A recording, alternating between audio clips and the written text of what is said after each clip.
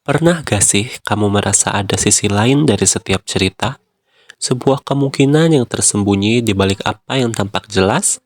Di dunia probabilitas, ada kekuatan tersembunyi yang membantu kita memahami yang tidak mungkin dengan melihat yang mungkin.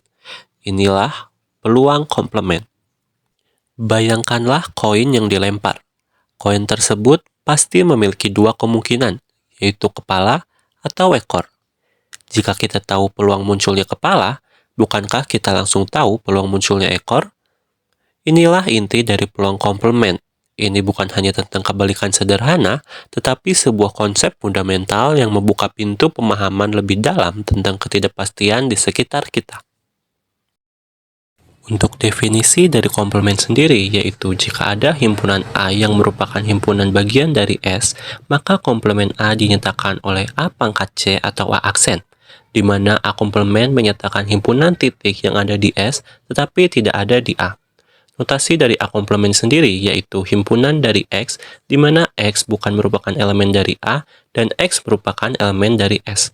Secara matematis, hubungan antara peluang suatu kejadian dan peluang komplementnya dinyatakan sebagai peluang A ditambah peluang A komplement sama dengan 1, yang mana hal ini mencerminkan kepastian bahwa suatu kejadian pasti terjadi atau tidak terjadi dengan total peluang sebesar 1. Dari rumus tersebut, didapatlah rumus peluang A komplement, yaitu peluang A komplement sama dengan 1 dikurang peluang A. Sebagai contoh, misal diketahui himpunan A beranggotakan 1, 2, 3, 4, dan 5, himpunan B beranggotakan 4, 5, 6, 7, 8, 9, dan 10, serta himpunan C beranggotakan 9, 10, 11, dan 12. Maka A komplement merupakan semua yang bukan merupakan anggota himpunan A, yaitu 6, 7, 8, 9, 10, 11, dan 12. B komplement merupakan semua yang bukan merupakan anggota himpunan B, yaitu 1, 2, 3, 11, dan 12. Dan C komplement merupakan semua yang bukan merupakan anggota himpunan C, yaitu 1, 2, 3, 4, 5, 6, 7, dan 8. Sebagai contoh lain, kita gunakan diagram Venn. Pada diagram tersebut, O komplement merupakan semua angka yang berada di luar lingkaran O, yaitu 11, 13, 19, 17, dan 16. Sedangkan P komplement merupakan semua angka yang berada di luar lingkaran P, yaitu 12, 16, dan 18. Kemudian, komplement juga bisa digunakan untuk penyederhanaan dalam pengerjaan soal atau bisa dibilang sebagai cara cepatnya. Sebagai contoh, pada soal diketahui bahwa produk yang diproduksi oleh perusahaan tertentu akan rusak dengan peluang 0,01. Hasil produksi suatu produk dengan produk lainnya saling bebas.